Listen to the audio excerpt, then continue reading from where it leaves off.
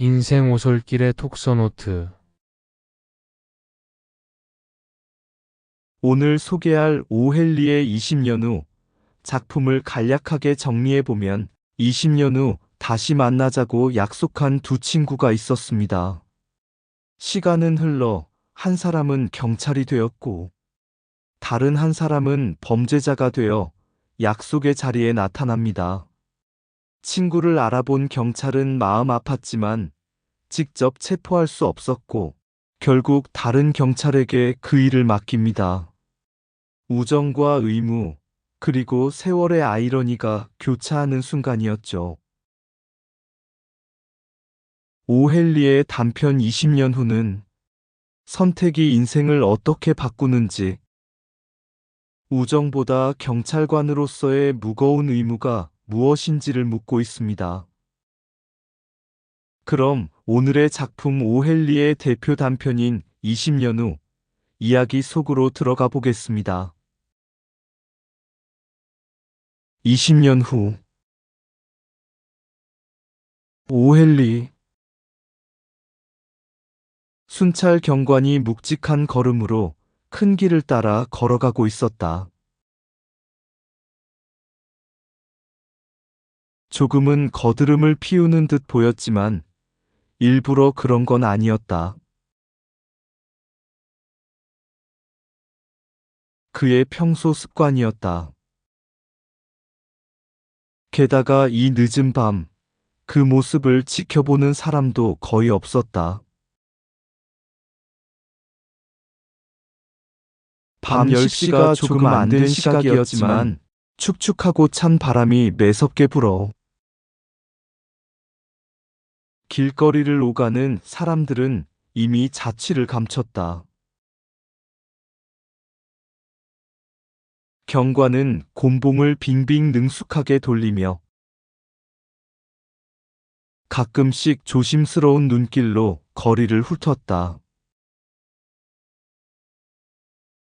튼튼한 체격과 의젓한 걸음걸이는 누가 봐도 듬직한 경찰관의 표본이었다. 이 거리 주변은 밤이 일찍 찾아오는 동네였다. 가끔 담배가게 불빛이나 밤새도록 불을 밝히는 노점 식당이 눈에 띄긴 했지만 대부분은 사무실들이라 문은 이미 굳게 닫혀 있었다. 한 지점에 이르자 경관은 발걸음을 늦췄다. 철물상 점포 앞 깜깜한 벽에 등을 기댄 남자가 담배를 입에 문 채 서 있었다. 담배에는 아직 불이 붙지 않았다. 경관이 다가가자 남자가 먼저 얼른 입을 열었다. 놀라지 마십시오. 그는 경관이 의심할까봐 서둘러 말했다. 그냥 친구를 기다리고 있는 겁니다. 20회 전에 약속한 친구요. 좀 이상하게 들릴 수도 있겠지만 이야기를 들어보시겠습니까? 거짓말 아니라는 걸 말씀드리고 싶어서요. 그는 벽에 기댄 자세를 조금 고쳐 잡으며 말을 이었다. 20회 전, 바로 이 자리에 음식점이 하나 있었죠. 빅조 브레디라는 사람이 운영하던 곳이었는데 혹시 기억하십니까? 아, 빅조요? 5년 전까지 있었죠. 경관이 고개를 끄덕였다. 5년 전에 허물어졌습니다. 남자는 성냥을 꺼내 담배에 불을 붙였다. 짧은 불빛 속에서 드러난 그의 얼굴은 날카로운 눈매에 각진 턱, 오른쪽 눈썹 옆엔 작은 흉터 하나가 보였다. 넥타이 핀엔 다이아몬드가 큼직하게 박혀 있었다. 스무 해 전 오늘 밤, 그가 담배 연기를 내뿜으며 말을 이었다. 나는 여기서 내 친구 지미 웰즈와 저녁을 먹었습니다. 내 가장 친한 친구였죠. 형제 같았습니다. 우리는 둘 다 뉴욕에서 나고 자랐어요. 그땐 내가 18, 지미는 20이었죠. 그때 나는 다음날 서부로 떠나서 큰 돈을 벌겠다고 마음먹었고, 지미는 절대 뉴욕을 떠나지 않겠다고 했어요. 뉴욕보다 좋은 곳은 없다는 게 지미의 생각이었거든요. 그는 잠시 담배를 손에 내려놓았다. 그래서 우린 약속했습니다. 20해 뒤, 오늘 같은 밤, 이 자리에서 다시 만나자고요. 무슨 일을 하고 있든, 어디에 있든, 어떤 신분이 됐든 반드시 돌아와서 만나자고요. 20해쯤 지나면 우리 둘 다 제법 운이 트여 있을 거라 생각했어요. 경관이 곤봉을 돌리며 말했다. 참 흥미로운 약속이군요. 하지만 20해라니 꽤 긴 세월 아닌가요? 그 후에 그 친구와 연락은 했습니까? 초반에는 서로 편지를 주고받았어요. 하지만 12년쯤 지나고 나니 연락이 끊겼죠. 아시겠지만 서부라는 데는 일이 참 많습니다. 정신없이 돌아가요. 난 열심히 돈을 벌었죠. 하지만 짐이라면 분명 옵니다. 그 친구는 세상에서 제일 신의가 있는 사람이었어요. 살아있기만 하다면 약속을 잊을 리가 없죠. 나도 오늘 이 자리에 서려고 1000마일 넘게 달려왔습니다. 옛 친구 얼굴만 보면 그 길이 아깝지 않아요.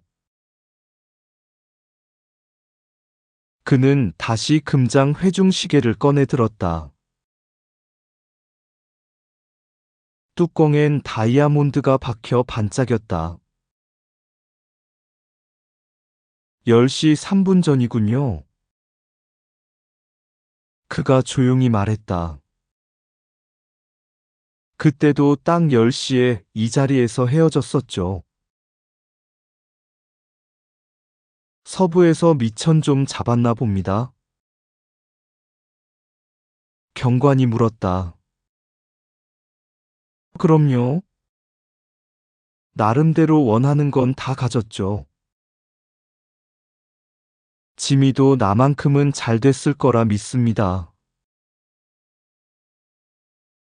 그 친구는 조금 느린 편이긴 했지만 성실하고 착한 사람이었어요. 나는 서부에서 별별 놈들과 경쟁하느라 고생 좀 했습니다. 뉴욕이야 매일이 판에 박힌 듯 비슷하지만 서부는 하루도 방심할 틈이 없거든요. 경관은 곤봉을 빙빙 돌리며 두세 걸음 앞으로 나섰다. 그럼 난 가보겠습니다. 친구분이 꼭 오길 바랍니다. 혹시라도 늦으면 얼마나 더 기다릴 생각입니까? 기다려야죠, 당연히. 30분쯤은 가뿐히 기다릴 겁니다. 사람만 있다면 지민은 반드시 오죠. 잘 가십시오, 경관님. 그럼 행운을 빕니다. 경관은 고개를 끄덕이고 어두운 거리로 사라졌다. 그 사이 하늘에선 차가운 이슬비가 흩뿌리기 시작했다. 간간이 불던 바람은 이제 거세게 불어댔다. 거리엔 듬성듬성 지나가는 사람들뿐. 모두 입을 꼭 다물고 코트깃을 세운 채 바쁘게 걸음을 옮겼다. 그리고 그 철물상 앞, 담배 연기를 뿜으며 한 사내가 고개를 떨군 채 스무회 전 친구를 기다리고 있었다. 약 20분쯤 지났을 무렵이었다. 길 건너편에서 긴 외투깃을 귀 밑까지 세운 키 큰 남자가 바삐 걸어왔다.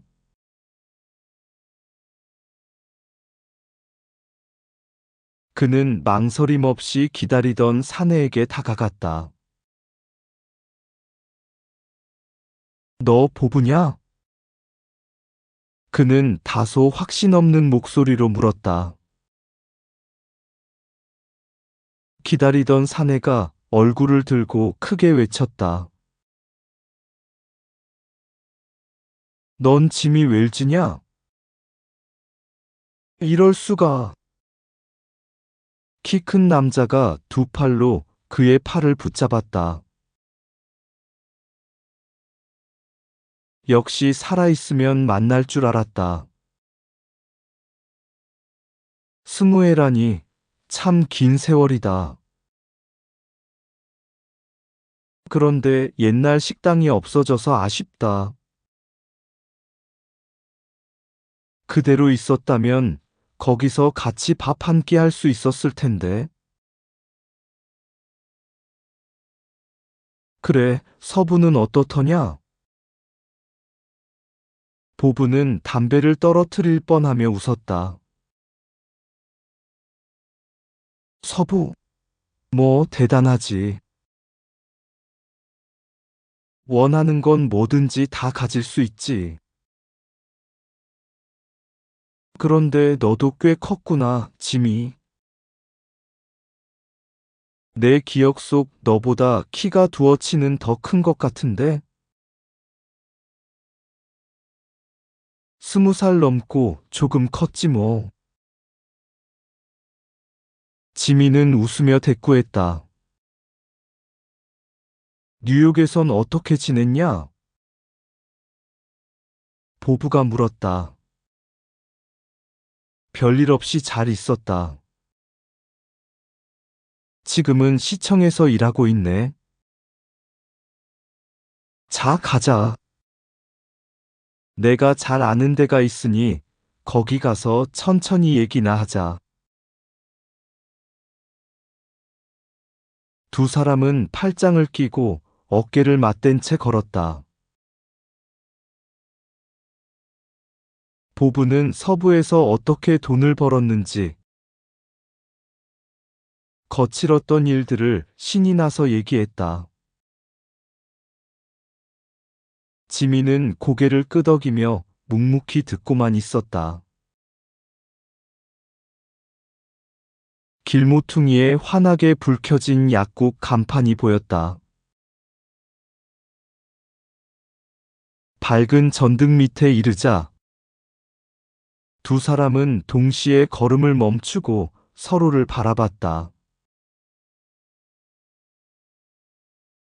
빛에 드러난 얼굴을 본 보부는 그 자리에서 발을 멈췄다. 너 지미 웰츠가 아니군. 그의 목소리는 낮지만 날카로웠다. 아무리 20해가 지났어도 메브리코가 이렇게 납작해질 리는 없지. 키 큰 사내는 헛웃음을 지었다. 하지만 20해라면 착한 사람이 악당이 되기에 충분한 시간이기도 하지. 그는 낮은 목소리로 덧붙였다. 보부, 넌 지금 체포되는 거야. 시카고에서 네가 온다는 연락을 받았다. 조용히 따라와라. 가기 전에 이걸 읽어보는 게 좋을 거다. 그는 주머니에서 작은 쪽지를 꺼내 보부에게 내밀었다. 보부는 떨리는 손으로 쪽지를 펼쳤다. 글자는 짧았지만 손끝이 다 읽기도 전에 떨렸다. 보부, 나는 약속한 그 자리에 갔었네. 성냥불에 비친 얼굴을 보고 시카고에서 수배 중인 범죄자라는 걸 알았네. 하지만 나는 직접 자네를 체포할 수는 없었네. 그래서 한 바퀴 돌고 온 뒤 다른 형사에게 부탁했네. 지미, 20해 만의 약속. 그리고 20해가 만든 두 사람의 너무도 다른 길. 그 밤, 비 내리는 뉴욕 거리에 남은 건 끝내 직접 체포하지 못한 친구의 마음과 지켜야 했던 의무였다.